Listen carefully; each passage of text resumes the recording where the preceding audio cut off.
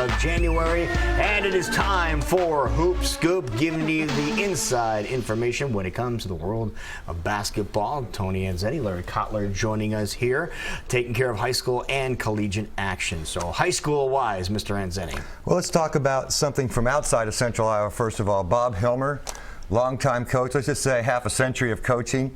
800th victory this past week. Wow. Yeah, all-time winningest coach in Iowa basketball history. He co-coaches right now with his son over at Northland, who also picked up his 300th win by being part of Bob and Mike's show. So congratulations to them. Big feature, and of course the all-time winningest coach makes a lot of 50 years of coaching kids. He's put an imprint in a lot of kids' lives out there, so good job. Tonight, CISN.TV, we have our games going on. We have some big ones. Ames and Johnston in a boy-girl doubleheader, and Valley and Southeast Polk. So you'll be able to watch that on live stream at CISN.TV. And I'll post my rankings every Sunday morning on that website, as well as I send it here to KCWI. And you can follow and like me on Facebook and Twitter, and I'll post them on there as well. So a whole lot of things going on, but Iowa high school basketball right now is in that turn where you're making your runs, and there's been some fantastic balanced basketball here, but Valley of West Des Moines pretty much put their imprint. We want to be the best in Central Iowa. They're knocking off everybody. Iowa City West is doing the same on the eastern side of the state. People have them down in their rankings a little bit because they've lost 2 games. But they haven't lost to anybody in the state of Iowa yet. Both teams are prep schools in Minnesota. So I still have Iowa City West #1 until somebody in Iowa shows that they can beat them. I mean, they're out there. Valley, though, is right there playing very good basketball right now, and they've had some big wins. And Des Moines Hoover, another school, had a big game this week against Des Moines North. Hoover's another one of those teams to keep an eye on. They will always defend, and they're playing good boys basketball as well. So the girls' side, it's a jumbled mess in the CIML because there's a lot of teams that are just beating each other with Johnston and Waukee and Dowling Catholic and West Des Moines Valley. And how about Indianola? All they're doing is move from 4A to 5A, and they've yet to lose a game. So they're under the radar, but they're my #2 team, but nobody's really talking about them because they're not that traditional girls basketball team. So watch out for them. They've got a freshman and a sophomore that are leading them all the way there. So watch out. McGraw girl's been is a freshman, and her name will be prevalent as the years go on. And Berg's been there for a couple years now, so a couple big names in Indianola. So it's going to be fun to watch it all unfold here in Central Iowa. So a lot more parity, you think? Yes. I mean, I think it's very balanced. I don't think anybody's going to run away. I mean, there's a few classes where some teams have made their statement. I think, like I said, Iowa City West and West Des Moines Valley, the way they're playing here in the state, I mean, depending on how the brackets in, and the Iowa High School Athletic Association, by the way, has already posted the sub-state assignments. Now, the pairings will come out later once they get to 15 games, I believe, and then they'll put the pairings out. But the sub-state assignments are available at Iowa High School Athletic Association website. You can find out where your team is, the 6 teams in your sub-state that you're going to have to play out of in district and all that stuff. So it's all out there. It's middle of the season, but they're looking toward that postseason time, and this is where you start making that big drive in that. So it's going to be fun to watch it all unfold. And I think, as you said, the word is balance this year. I think if you get playing the right ball at the right time, it's about matchups, and who knows, you could get at the well and make that run. All right.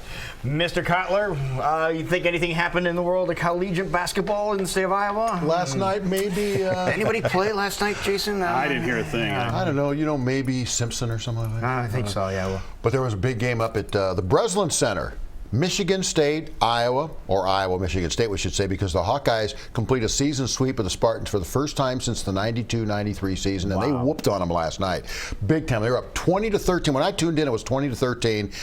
They were up 22 at halftime, and they rolled. I mean, they beat them 76-59. Right. Could have been worse. Could have been worse, or better, if you depend on how you want to put it. 10 threes in the game. Michigan State had 14 first-half turnovers. Iowa was just hitting everything inside. It was a beautiful thing to watch. It was. Tom Izzo, and I love Tom Izzo, don't get me wrong, but he was frustrated. He's like, what am I going to do about this? Nothing.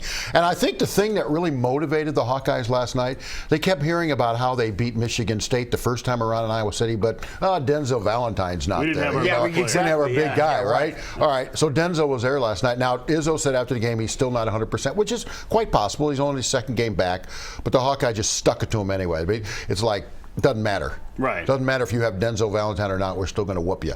So they did, and they beat him by 17. I and think again, he like could have been at 300%, and they would have beat him.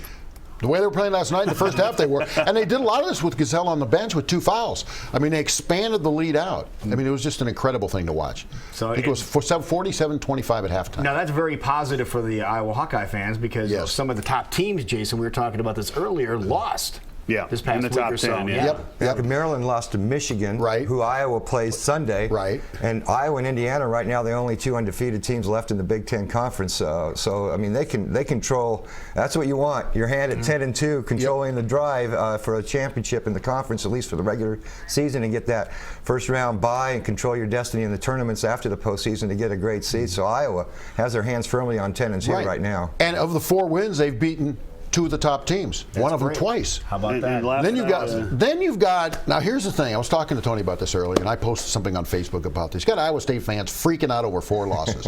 I don't get this. I mean, I understand. Well, because they started so strong. That's why they started the season off. Well, I know, so but no team is going to just soar through the entire year. And right now Iowa State's going through a little bit of a valley. I mean, they're struggling right now. They lost to Baylor, but if you think about it, they lost by 2 to Northern Iowa.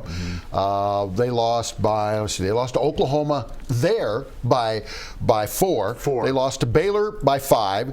And then they lost to Texas in overtime this week. Close only counts in horseshoes and hand grenades. I understand that. But the thing that concerns me most about Iowa State, and Fran Fraschilla, who was on my radio show last week, brought up this yesterday. He said that at the time Fred Hoiberg left, I think he had a couple more transfers coming in, but because he left and Steve Prohm came in, nothing against Steve, but that they're thin. I mean, they only play 7 players right now. And, Naslong is out, and that hurts them. And that's the problem is when you have only 7 players, A, you can't afford to get anybody else hurt, and B, you can't get in foul trouble. So you're very thin. I mean, you're a small margin of error, but they're still a very talented team. The other thing they have to stop doing, though, and they play Kansas State, as you can see, tomorrow. Kansas State's okay. They're 11-5. They're not bad.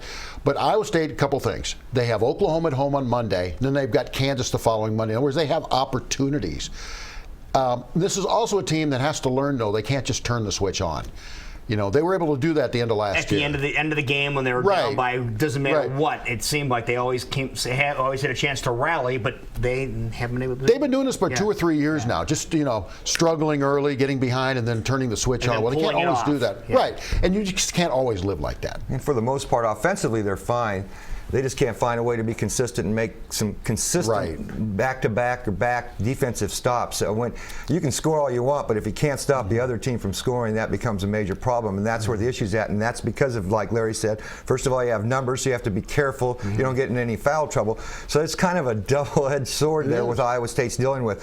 How hard do we play defense, keep out of foul trouble, and yet make some stops? And if we get too dangerous, then we have to back off and play some different. And when you're playing in the Big 12 Conference, you got all those great basketball offensive teams in there.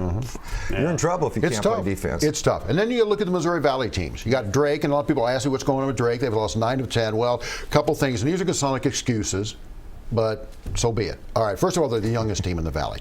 Second of all, they're 0-5 in the conference, but they've lost at Wichita State, at Northern Iowa, and at Evansville, which are 3 of the toughest teams in the Valley anyway.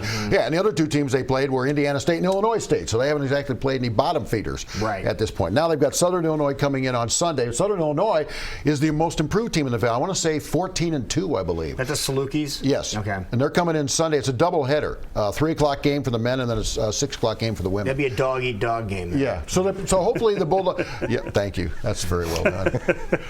But hopefully the Bulldogs, they just need to get over the hump. They've been struggling of late. I mean, there's no question about that, and just got to keep. It's growing pains. 10 out of 13 players are freshmen or sophomore. That's all.